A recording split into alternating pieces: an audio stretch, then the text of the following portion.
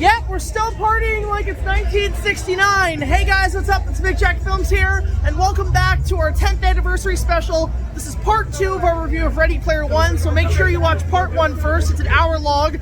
I don't even know how long this one's going to be at the time of this recording. This is taking too damn long.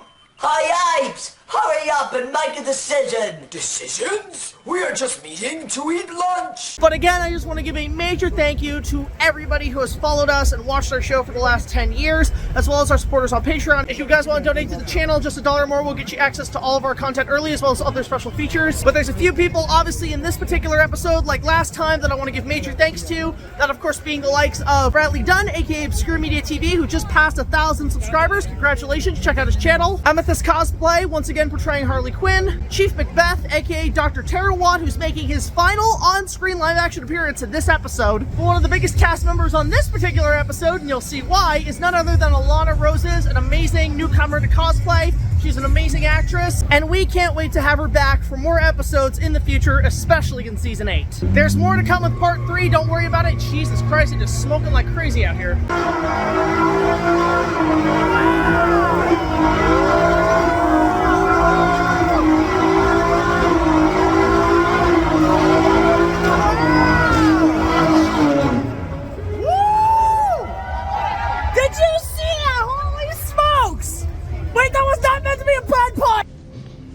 Bad joke. Thank you so very much for watching. Enjoy the show, and here's our 10th anniversary!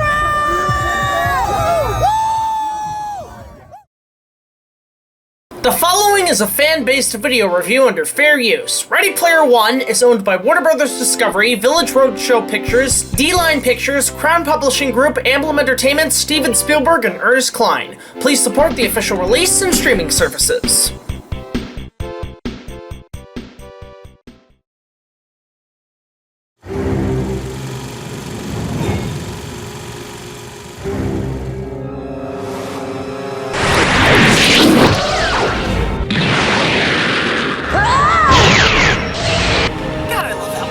I knew Lazuli as a young boy. You guys took me in as your own. Dr. Giro, who had you programmed into killing machines. I saved you from your destruction. I took you to my world to repair your subconscious. But I knew there was only one way to return you to the Lazuli that saved my life. Welcome back. Dr. Terawatt later made several public appearances at local sci-fi and pop cultural conventions, and created a stir with former mad scientist Dr. Insano announcing a rival campaign for the Prime Minister elections. Dr. Insano was said to flee back to the United States after complaints of disturbances from his at-the-time assistant, Chester A. Bond. Are you sure the doctors didn't give you faulty hardware? He's been my friend since I was a boy. And without him, the fictional dimensional transporter would have been nothing more than a pipe dream. I'm merely here for the boy. Jump, boy! Jump for your life! What have you done? He's right where he needs to be. His destiny. You came back.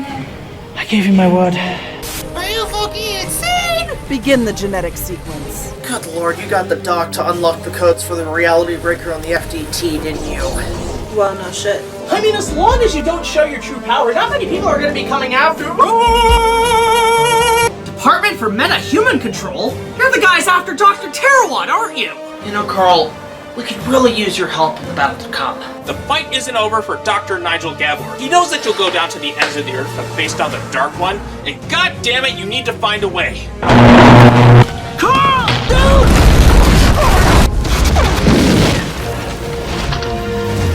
The invasion can proceed faster. Huh. What do you know? I'm mapping out the route to Unit 205. It's the last known location of Dr. Terawatt. He's the only one who can rebuild the FTT to fend off this invasion. I haven't seen you in 6 years. I'm going through a bit of an infinite crisis. I got your message about the fuel supply. It will take time to replicate more, now that we're on high alert here. No luck on finding Unit 205, though. Found it. What? On the outskirts of the city. I'm going in alone. After that, meet me at the rendezvous point. Good luck, kid.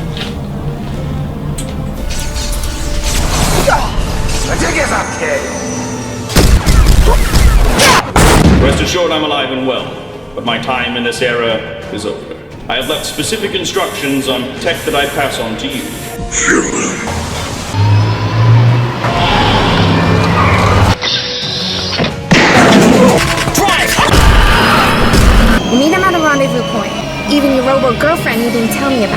things are about to get nuts.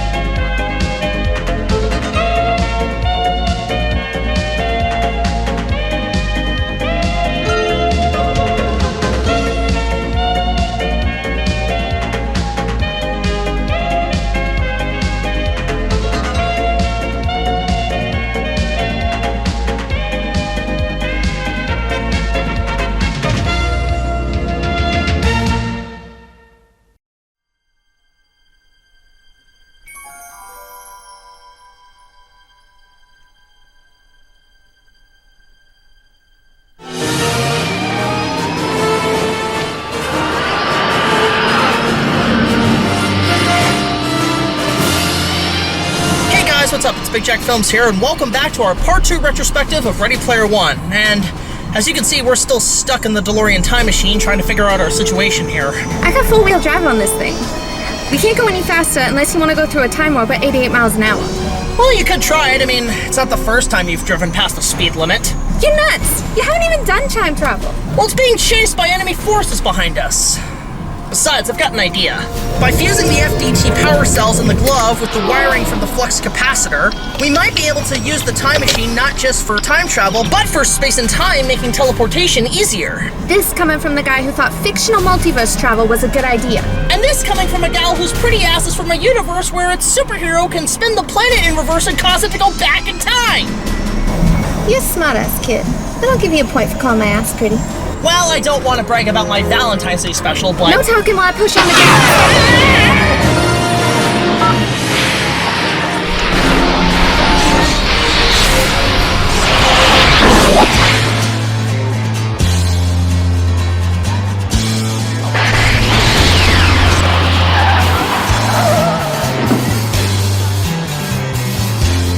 What the hell happened?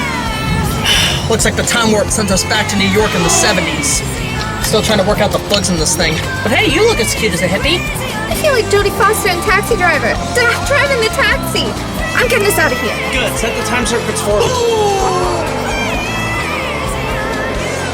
Someday, my friend. Someday.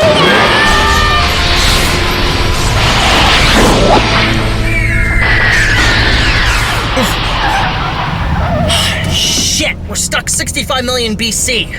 Okay, next time you drive.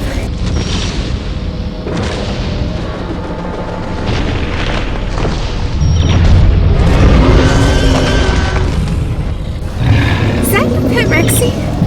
I don't think so. That one looks more pissed. Drive!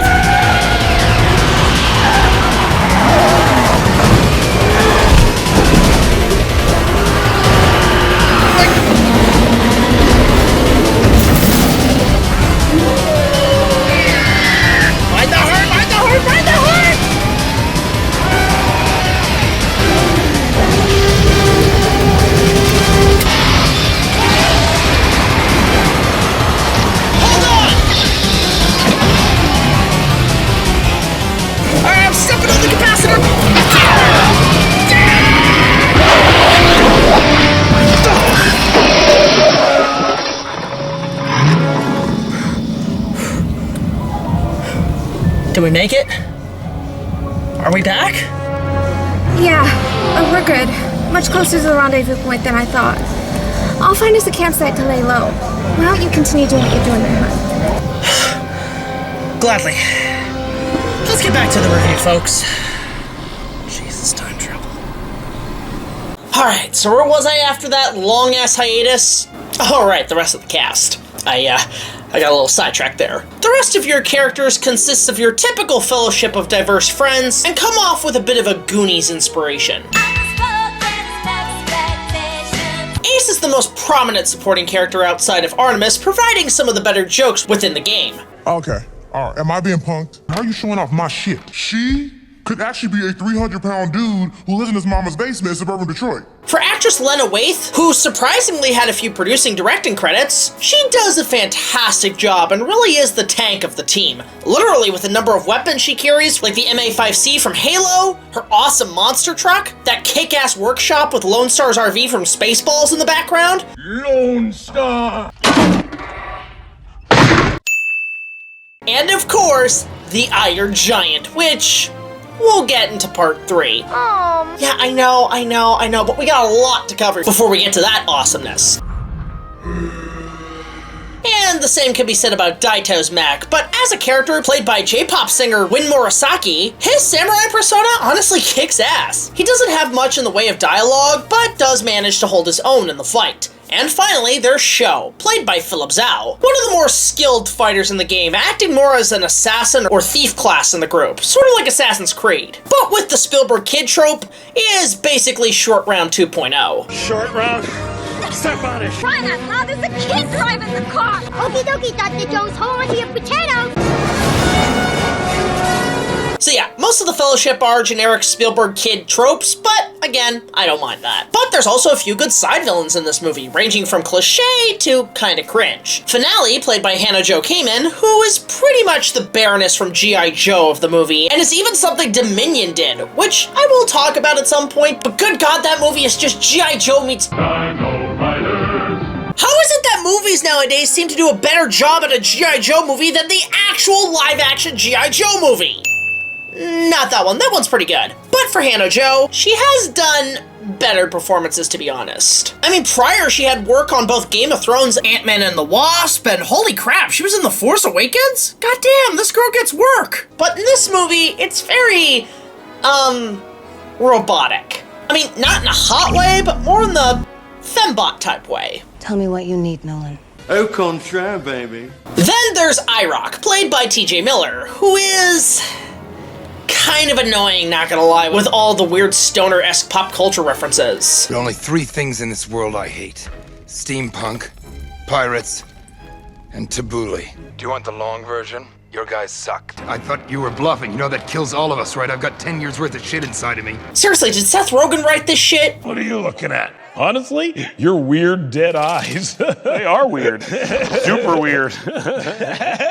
This isn't funny!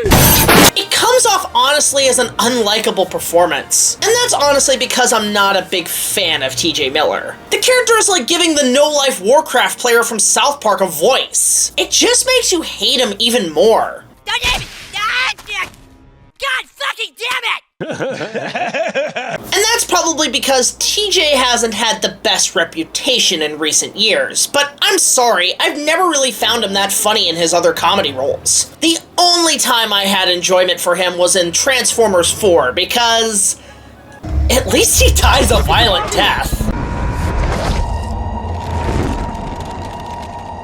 Jesus Christ, Michael Bay. To be fair, the characters and story in this movie are so cliche in some areas, it comes off as the most disinteresting thing in the movie, especially in its production design outside of the game. Sure, it's creative in what a potential dystopian Earth would look like, but it lacks any real explanation why the world is what it is in 2045.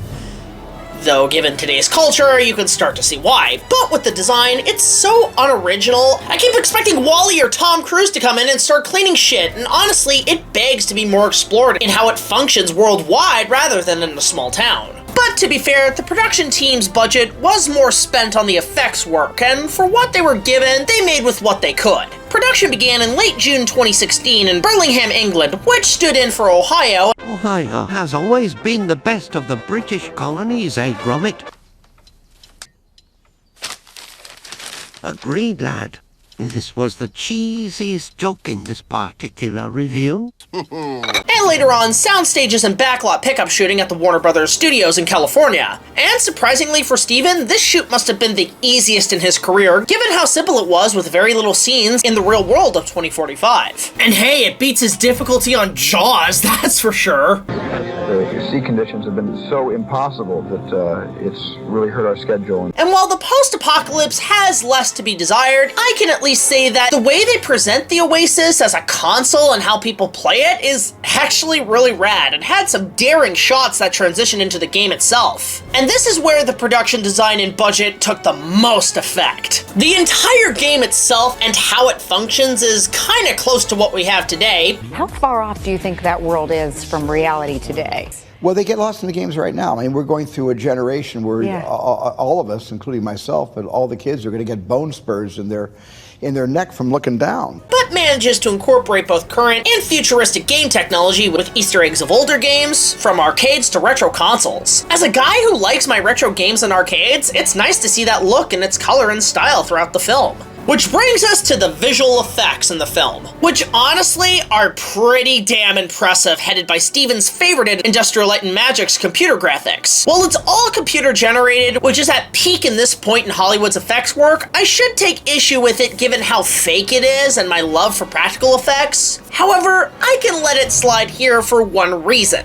The movie is set in a video game, and most video games are done in computers. Because of this, the CGI suits the story, and for that, it's honestly spectacular in detail. With ILM and even the likes of Weta Digital in New Zealand being the top minds of the best current effects work in Hollywood, and nowadays allies on multiple projects, the photorealistic characters and environments have come a long way since the days of Young Sherlock Holmes, Jurassic Park, and Kong 05 using computer technology, and I'd say the effects in this movie are actually on par with the likes of the stunning visuals in James Cameron's Avatar.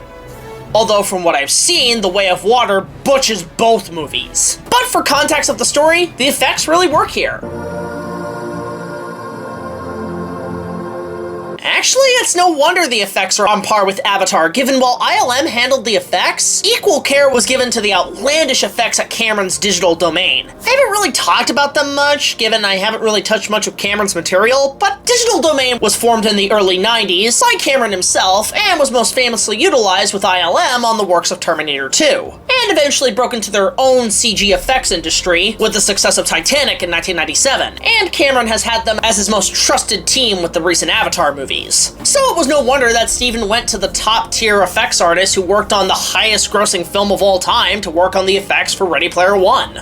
Again, with the real world production being pretty easy for Steven, the work at Digital Domain was where the majority of the main shooting was set up, with all the actors spending months in motion capture. A technique I've not really mentioned, but this seems like the right occasion. While the technology goes back to the games like Mortal Kombat and Primal Rage, using stop motion-esque ways to achieve motion capture, it really started to gain attraction in the early 90s, and most notably became public interest with Star Wars Episode 1 The Phantom Menace with Jar Jar Binks. It wasn't until the pioneering effects of The Lord of the Rings with Weta Digital and the Lon Chaney of our time, Andy Serkis with the role of Gollum, and later on King Kong. Yeah guys, more Kong stuff is coming soon. That motion capture technology was perfected, and more so with Avatar, and it's clear when Steven Spielberg was in early development on the film that motion capture would be the key to bring the full world of the Oasis to life. The special effects are going to be groundbreaking, unlike anything anybody's ever seen before. While I can complain some of the shots are a tad cheap with motion blurs and shaky cam to perhaps cut costs, some shots to this day I'm still awestruck in how they did it. Specifically, the Shining scene, which is one of the highlights of the movie for me, as our heroes return to the infamous mansion of the iconic Stanley Kubrick horror classic to discover clues to Halliday's past, with even the trivia on how the author Stephen King hated the movie, which to this day is a hit or miss rumor. Hey, no side chit chat. It's pretty obvious Steven wanted to pay the utmost respect to his late friend Stanley Kubrick by making the mansion as photorealistic as possible, and to be fair, is a better love letter to Kubrick than AI was. You kinda shoot me over the propeller thing? Seriously, Steven, what is up with Chris Rope-Rock? Keep my wife's name out your fucking goddamn robot mouth! The team at ILM took a high-quality Telesyn transfer of the film and scanned it into the CG effects softwares to completely recreate the sets and environments within the computer technology. So, yes, now we can take scanned frames of the film from movies and create an instant computer model of the sets.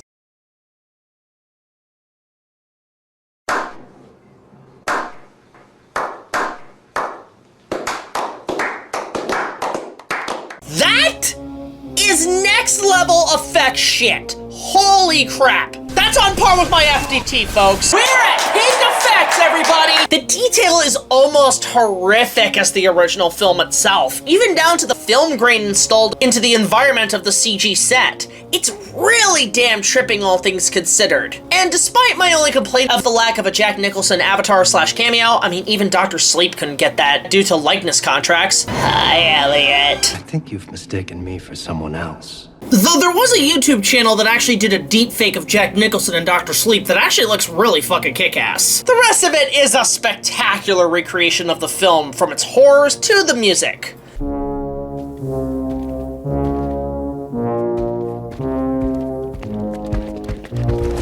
Speaking of, the score this time around was composed by Alan Silvestri. An interesting choice for Steven, given most of his work is collaborated with the legendary John Williams. But given the master was occupied with the Star Wars sequel trilogy, despite Disney screwing over the maestro, you fucking hack! Alan stepped in as an appropriate available choice, especially on his end working on the MCU, but has worked with Steven in the past on other projects, including the prior multiverse movie with Roger Rabbit. His score is one of the better things in the movie for one major reason. While the film applies its own themes for its characters and worlds, the use of more nostalgic themes from many IPs is presented at full force, and it's wonderful to even hear some of Alan's prior old school themes. Most notably, his work on, of course, Back to the Future, in which the themes are one of the main driving force IPs in this movie, not just in the film itself, but in its marketing. And yeah, there's a ton of Easter eggs of Back to the Future in this movie, from the DeLorean time machine, cameos from Doc and Marty. Though a shame we didn't get a Rick and Morty cameo. They were too busy in Space Jam 2. We're done running tests on your Badger thing. It turns out his condition is irreversible. I'll never erase what I saw from my brain. He's your problem now, dum-dum!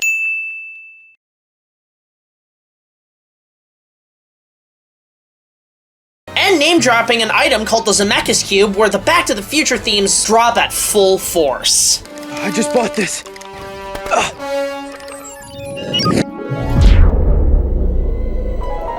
In fact, the whole Zemeckis time travel theory actually stems from the old Back to the Future ride and was invented by Zemeckis and Gale themselves. Once again, time travel volunteers, information about the future must not be abused, as this Zemeckis-Gale diagram clearly shows.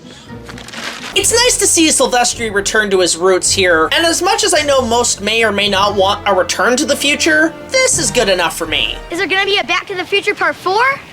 Well, fuck. No, don't do it, you stupid cunts. Plus, am I the only one who's kind of bugged that Endgame didn't have any notes from Silvestri, given time travel was a major key to the plot? That past becomes your future, and your former present becomes the past. So Back to the Future is a bunch of bullshit? Look, I fixed it! Huh?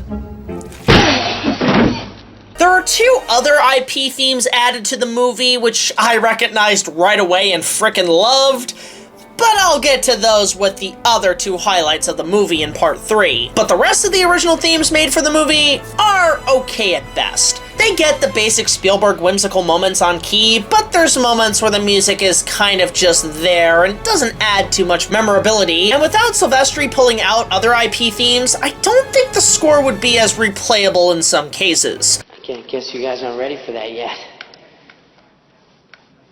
But your kids are gonna love it.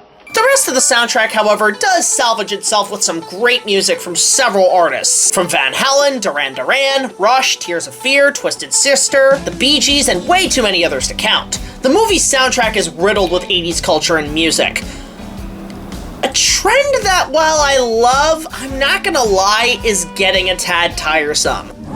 Now fellas, I know, nothing against the music from the 80s. Hell, it's probably my favorite decade of music in general. But after watching so many movies from Bumblebee to Super 8 constantly glorifying the 80s culture, and yes, I will even include Stranger Things, even though I haven't watched it, it makes you want to try and find a playlist from another decade of good movies. I don't know, add some variety like the 70s with Hard, or even the 2000s wave of techno culture like Cascada or something. Not to sidetrack, We sidetrack a lot in this review. but when I was a teenager, techno shit was my fucking jam. You put that next to an AMV, I'm all in. Cascada and Inuyasha were a match made in heaven. I just wanted to get that out there. Cause every time we touch, I get this feeling. I mean, Ethel 65 is making a comeback at the moment with that recent remix. Cause I'm good, I'm feeling alright. But the soundtrack is solid, and as a 90s kid growing up on my parents' record, it's a decent mixtape of a soundtrack that rivals the likes of the Forrest Gump album. Though much like Sylvester's score, one of the better moments of the film where the music gets to shine is in the nightclub scene.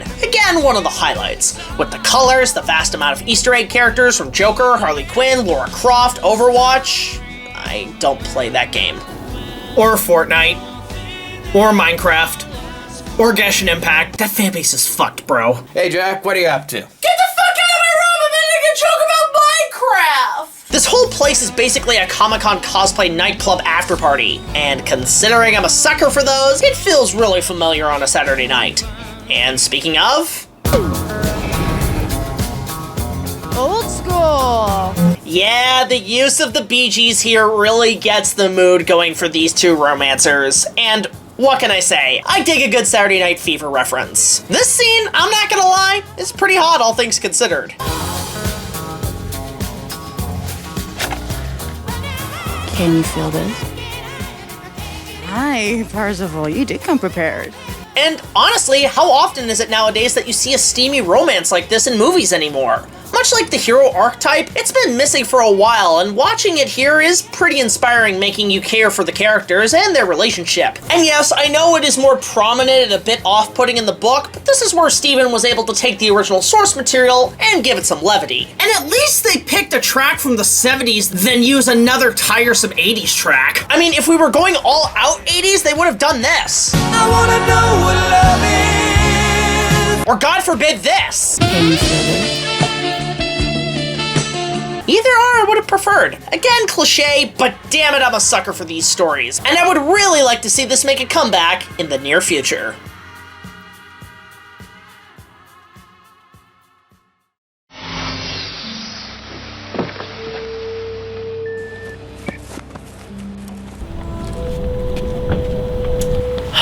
Thanks, Harley. Whatever, Miss Daisy.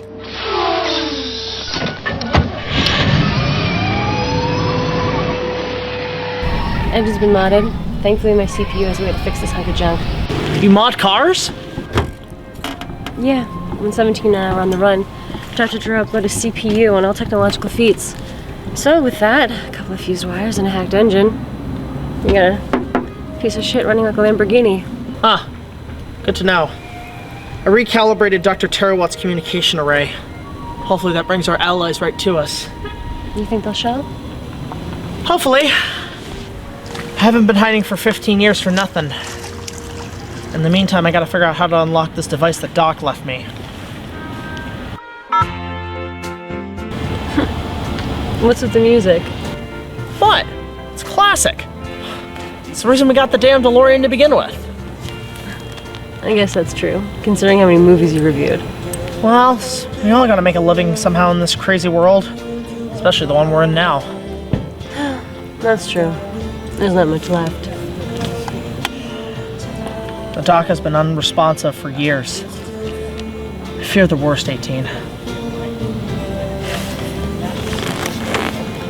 You know, kid, I never thanked you for getting me out of my crazy timeline.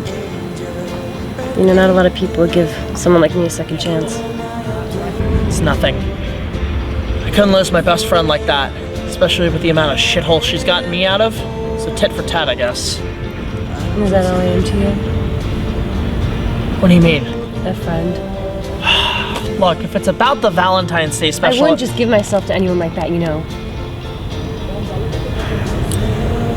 Well, Zuli, I know you mean well.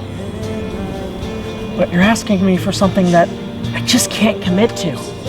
Too many lives and worlds would be at stake. And trust me, I'm a tough nut to crack. I don't see that. I see that same shy kid I kicked out of the Rebel all those years ago. He's now a man. A lot of pain. Not unlike my heart.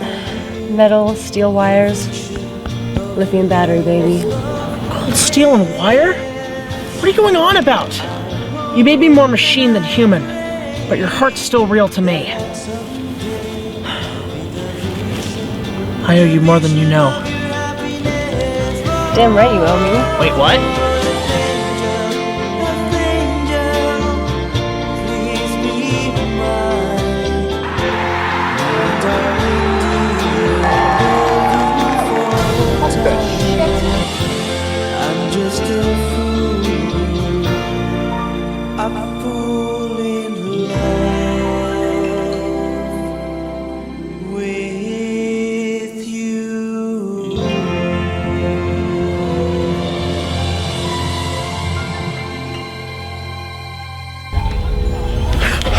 What's that?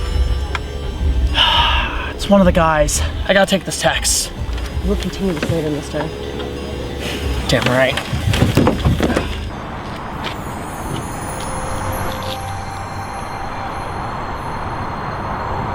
It's from the dock! Accessing airport at 0 archive. Release link. File corruption detected. System access. Okay, and we're recording. Excellent. All right, I'm not great at coming up with this stuff verbatim, so I wrote it down. It's like your dad reading a speech at your wedding, except this isn't your wedding and I'm not your dad. This recording is for my good friend, BigJackFilms. You now have access to my most protected device. I've managed to keep digital copies for a new and improved FDT blueprints. I trust you have backups of power cells thanks to the files I sent over to Wayne Enterprises. Checking over the damage reports, the blast that hit the transporter caused an overload and that scrambled the circuits, and that of course destroyed the stability with the explosion. So unfortunately the main source of power from black hole energy we are not going to be able to use again. I'm sure you'll figure out how to power this again. You are, after all, a 30-year-old child. Now, I've set up a new source of power as a front while I attempt to repair the damage to the circuitry. Unfortunately, this proved impossible because black hole energy is obviously scarce. Please don't ask how I got it in the first place.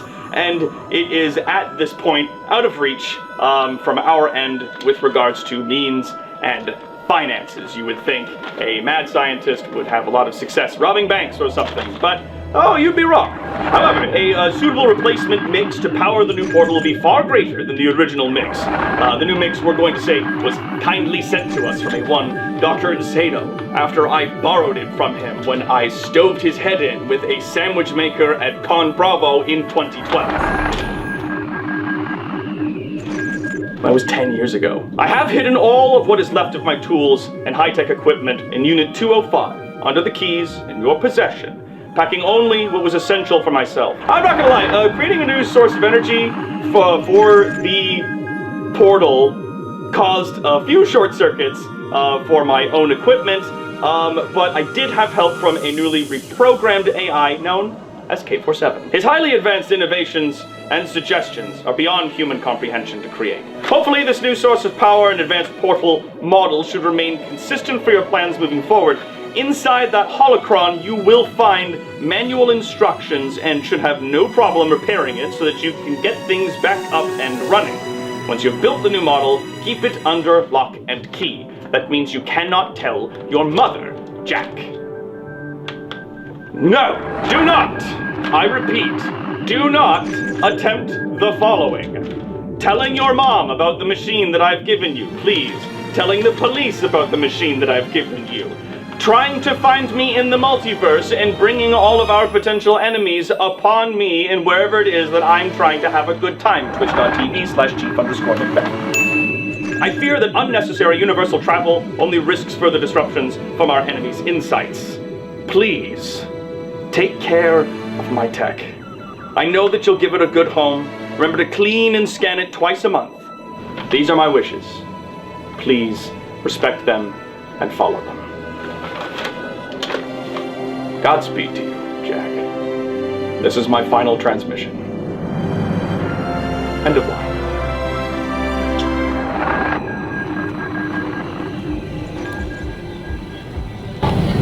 We can still do this, 18.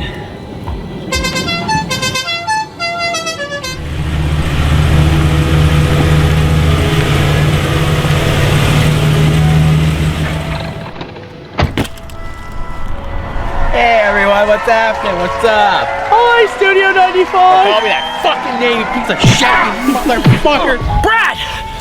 Hey. It's good to see you, brother. Yeah, I knew you'd be okay. Any luck from our allied reviewers?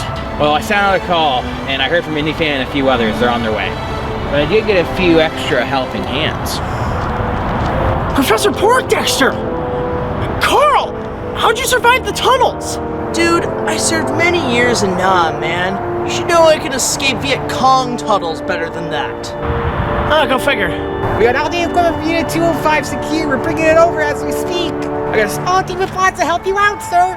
They're equipped with training, combat, and construction, so they'll be able to help you out build this damn thing, sir. But we're gonna have to do more. Brad, call a meeting with all of our allies in 30 minutes. Let's get to work, bacon bits. Walk this way.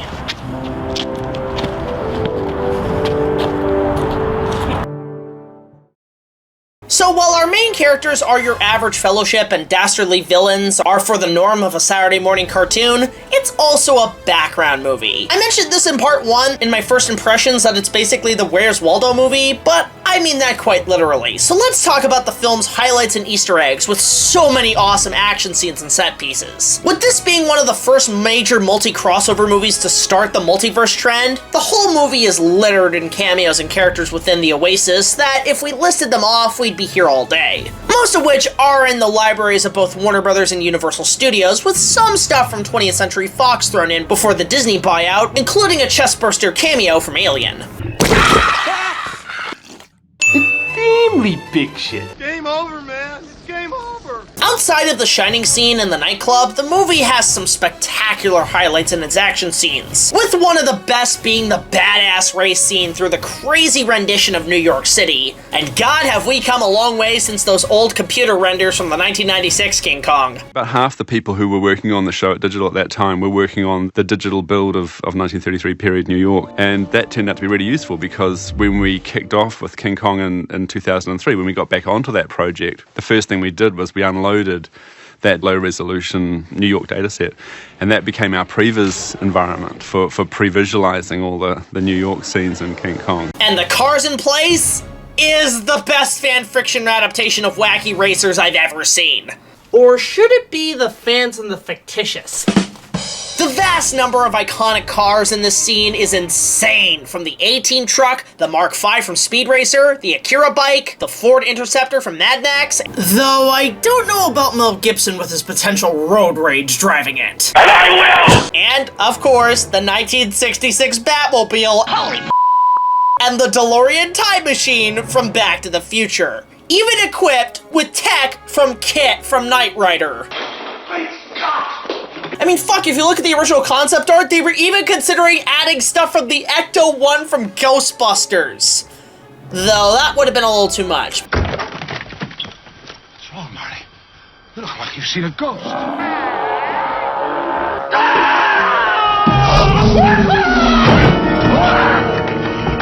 But a straight-up DeLorean with some kit parts is enough for me. Damn it, Doc. Why did you have to tear up that letter? There's no reason for increased volume. I am scanning your interrogatives quite satisfactorily.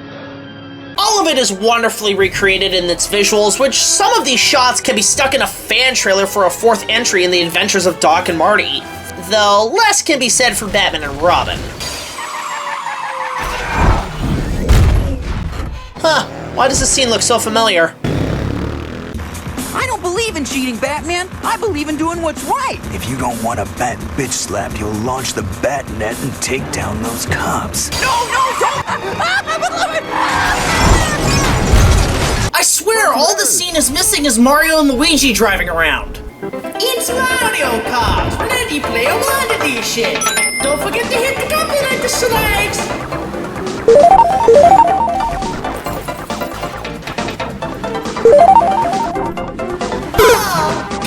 tonight, English! You sons of bitches! Actually, with all going on, why the hell didn't they get Universal to include cars from the Fast and Furious movies? If you can add everything else, why not those guys? Well, I guess with it being a family-friendly movie, having Vin Diesel just say it would be too much. I mean, fuck, isn't he already the Iron Giant in this movie? Good God, imagine if Groot showed up. I mean, that's a three-way Vin Diesel combo heaven for most ladies. I'm Groot. I'm adorably about to shut you up, you twig nipple. Not to mention, the setup for the game adds more to offer in its Easter eggs, from the references to Last Action Hero, which makes you wonder if the Oasis had access to the magic ticket from that movie. Think of villains, Jack.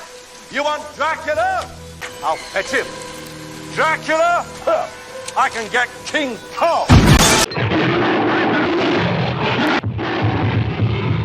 Trucks crashing into each other, making me think it was a reference to one of Steven's first movies, Duel. And of course, I'm a motherfucking T-Rex! Oh, come on, Critic, I couldn't resist. I mean, when was the last time you used the meme? Hell yeah, the T-Rex from Jurassic Park is in this movie, and she looks fantastic on par with her current appearances in the latest movies. Despite those movies fucking up the way Rexy roars. But we'll get to that when we get to that. In fact, I'd even say it's a better model here. While only a quick cameo, it was cool to see her chasing the DeLorean throughout the city, feeling like a total nod to the iconic Back to the Future ride.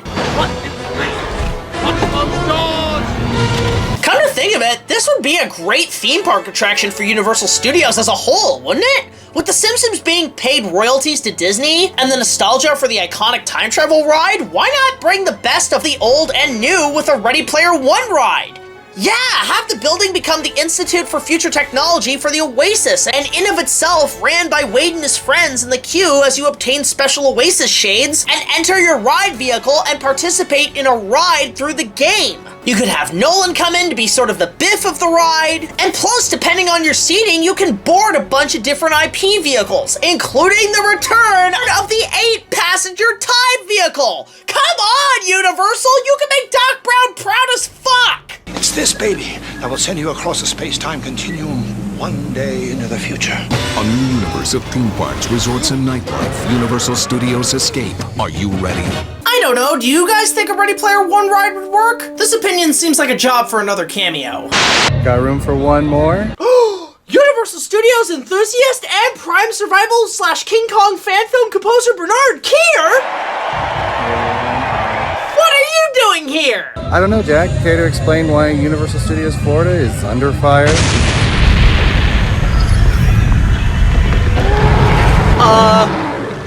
Mickey did it. Actually, with the current status of the Simpsons ride, has there been any talks of what it would replace? And for that matter, would they do a Ready Player One ride? So you haven't heard the rumors of the little yellow pocket monster that might be coming here? Damn it, I knew I should have used the time machine to change that. That's why the DeLorean is missing? Wait, Harley stole it from there? Doc has been really upset about that. Better hope that thing has insurance. You don't know what the hell she could do with that car. Just make sure he brings it back in one piece. How many cameos do we have in this damn special anyway? Well, tell them us Canadians are harder to get together than cinema sins. That's racist. Speak of the devil. This whole scene rings so much more than the movie itself, but it's just so goddamn cool to see how much imagery is presented from the visual effects artists. This whole Hot Wheels wet dream is a sight to behold. Try to challenge me with your super fast cars. I'll cut you to the floor and I'll trap you in bars. Just when you think you're on a roll, I'll chew you up and I'll swallow you whole. Gorilla Pack Track 10. Build assembly required. Batteries not included. I mean, hell, have you seen that Kong track Mattel put out a couple of years ago? I mean, even I would buy these damn cars if it meant I had to get that. Hot Wheels! Fuck that! The effects themselves nominated for an Academy Award for ILM and Digital Domain's efforts, especially in the sound effects.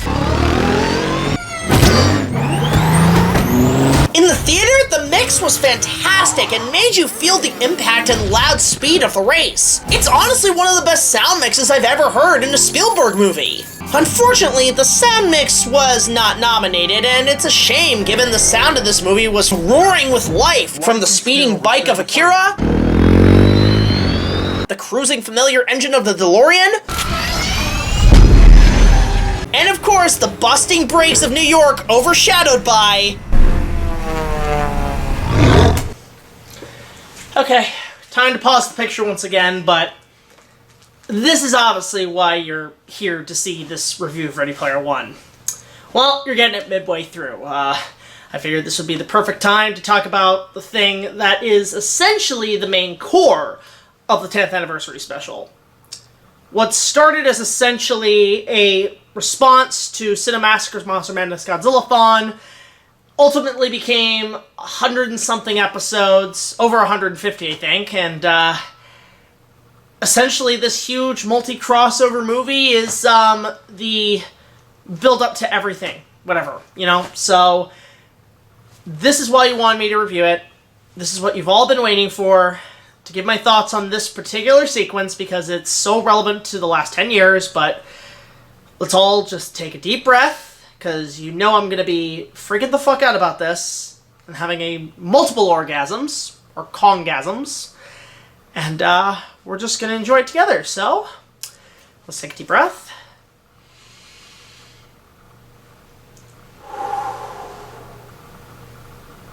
Let's roll the picture.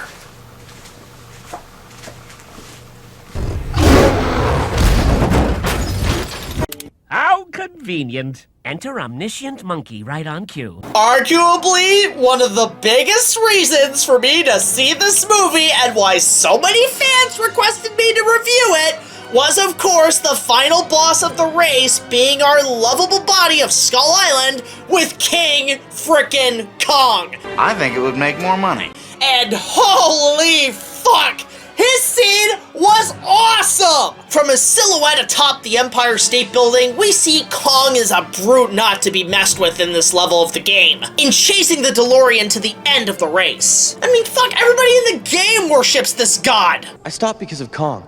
No one ever makes it past Kong.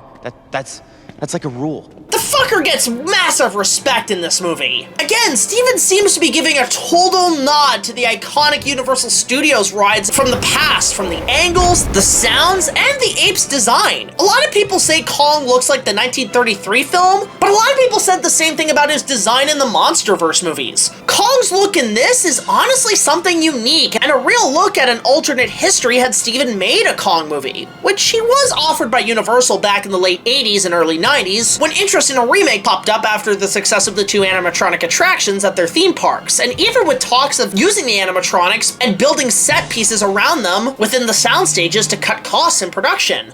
Though Steven was more busy with adapting Jurassic Park more than Kong. I look at King Kong and I say, well, that is the state of the art. 1933 was the state of the art. In between 1933 and today, there have not been any real advancements in special effects photography where you have to create a creature that doesn't really exist anymore. That project was then passed to John Landis to Peter Jackson, but I've covered those projects in more detail in previous episodes already. But back to Kong in this movie. I felt this scene gave Steven a chance to make his King Kong project specifically in Kong's look. It takes mostly from the original 1933 classic, but the head and behavior of Kong takes a tone and attributes from the King Kong encounter design created by theme park engineer Bob Gurr. This is also one of those designs that I'd love to see made into a posable figure from the likes of SH Figure Arts or NECA with their impressive 1933 toy line. By the way, if anybody wants to send me those, please feel free to mail them to me. Plus, the sounds for Kong take a bit more from the current Kong roars, with even more grunts and hoots, making him much more of an ape in this scene. This would be Kong's fourth appearance in CGI, from right smack in the middle of the Peter Jackson remake and the MonsterVerse films, with even more installments on the way with Godzilla and Kong, which I will cover once it comes out. I mean, fuck, the title reminds me of Batman and Robin, of course I'm gonna go see it. 7 million. Never leave the cave without it. What? What are you cutting to me for? I like Batman and Robin. In fact, I don't mind the Bat credit card. I think it's a pretty useful tool and... Excuse me one second. Hello, Sean speaking. How may I help you? We're gonna need you for part 3. No, Jack. And to top it all off, Alan Silvestri pleasuring my ears and hearing the original iconic Kong theme by the legendary Max Steiner. Music to my fucking ears.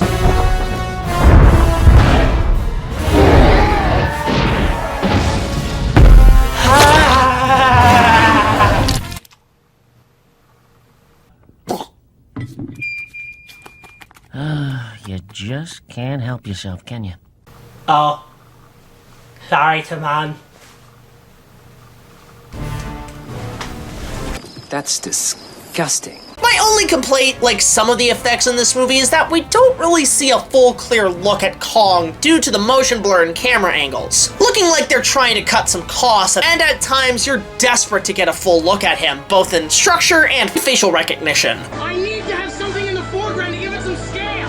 Foreground my ass! But those are minor nitpicks on Kong, because by the end of it, it was just awesome to see King Kong in another big screen movie outside of his current work in the Monsterverse, which at the time was still being planned and developed. Speaking of planning and development, I hate to say it folks, but this is where we gotta end the review for now, and we'll wrap things up with part 3. But for now, it's time to plan our own strategy of attack and take back our world from the forces of evil. Alright guys, this is going to be a 24-hour or less mission. We'll need to expand our portal and bring all of our allies to us. The first attempt was in 2005 with Model 1. It only worked once, so there's no purpose in using it unless for spare parts. Model 2 was used for the last 10 years at my old place, until it blew up. So our only hope is a new design, left over from Dr. Terawatt's storage. Model number 3, a temporary one, but it'll be used for greater effect. Our plan is proceeding as expected, Lord Vader. Soon you and I will rule the universe together with the full power of the dark side of the Force.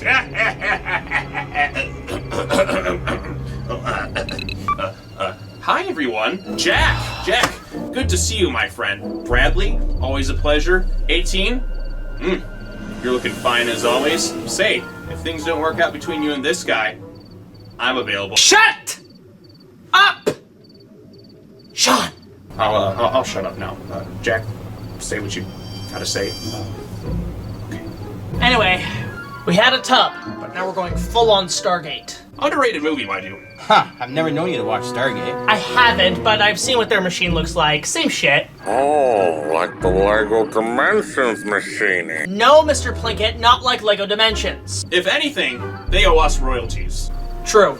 Brad, keep our allies informed via email. Send the tech from Unit 205 over to the planned coordinates. I'll be there replicating the new power cell formula Dr. Terawatt left us for storage and until Bruce can give us more mass production. It's shit. 18, you and I are on construction and power. We're gonna need some key to juice this thing up. Don't worry, I got a degree in construction. What have you not done? Sean, put down your hand. What? It was a side gig. Well, outside of your key, it's not gonna be enough to power it. What do you got to manage? Oh, that's the easy part. Honey, I can use some help here. Do you even lift, bro? A little gift from Asgard. Fan-fucking-tastic. According to Stark, Loki has been spotted within multiverses. There's no telling what he's seeking, but I'm sure it's nothing good. It's no doubt Thor sent us this thing as a fated omen. A replica of Mjolnir. Mjolnir. I've read the comments! Girl, you have it. Hey Brad, your fly's open. It's a smaller replica with temporary powers. We'll use it to harness enough electricity to power the new model at 100%. Backup will enter as soon as the portal's open. The energy shield will only be open for a brief time, so we have to stay pretty close to the tech. That's impossible, even for a computer. It's not impossible. I used to bullseye womp rats in my T-16 back home. They're not much bigger than 2 meters. Thank you, Jake Skywalker! Go back to your island! Professor Porkdexter will be on standby with the machine to send us a signal. What about the guard areas outside the city? I'll handle that. Should be easy to take out as a diversion. Give you guys some extra time. I always like those muscles of yours. And what about the civilians? You know, the people, the everyday average folk who are always caught up in these end-of-the-world situations. You know, collateral damage is a huge factor in these end-of-the-world type events, and the civilians are often ignored. I sent an anonymous tip to world leaders to begin stealth evacuations as we speak. They should be in the clear for the next day or two by the time we're ready to go. It's a better plan than Zack Snyder's logic. Doc left us some few auto turrets as well as our tech bots to defend the main bases of operation. They'll also protect the main generators on Porkdexter's end. Then we all meet up at the rendezvous point to launch the portal. Everyone got their part? Got it. No, just kidding. Alright, let's stomp those Goombas. Oh, and Mr. Bootleg Plinkett, I'll leave you here at the campsite to just keep an eye on things, just in case things go wrong. What the fuck do you want me to do? I don't know, start the intro for part 3 or something. Question though, Jack, how are you going to get this done? You yourself are shredded down, so what's the plan on your end in terms of being fully ready to fight? Yeah, Jack, if you're going to take on Gablor single-handedly, you'll need to be at your full potential, and you have a very short amount of time to do so. How the hell are you going to pull this thing off? Well, with all the 80s crap you're covering, with a strongly talented coach, I think I know just what we need.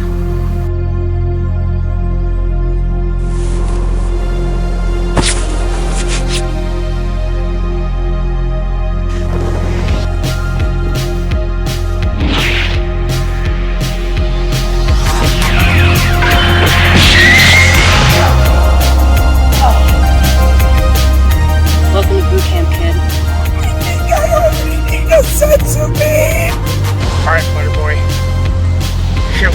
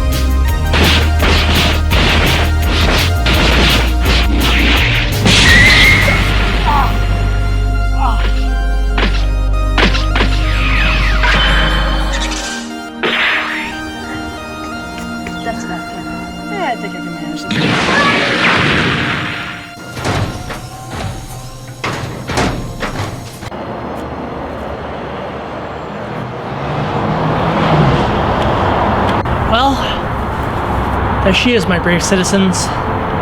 FDT Mod 2. Powerful and stronger than the first. Hopefully. The doctor says it should be ready in an hour. Very well. Tell Brad to meet me with the machines at the rendezvous point.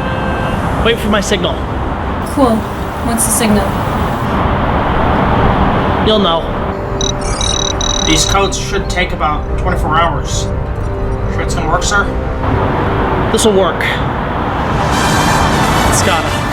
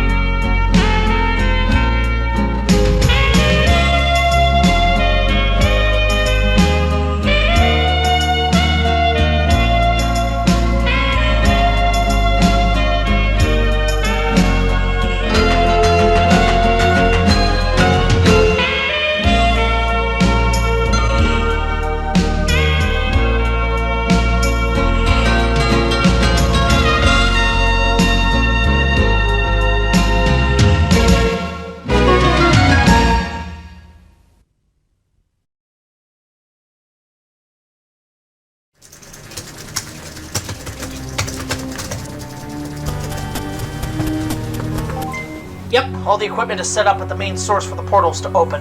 Alright, I'll be there in a couple hours to give final surveys. 10-4, I'll let the guys know. Hey Carl, yeah? Do you think we could use some extra firepower? What do you got cooking, sir? Well, I have one idea, but I don't know if you'd like it. Dude, if it is what I think it is, you know Miss Sakashiya's not going to be happy about it. We may not have any other choice.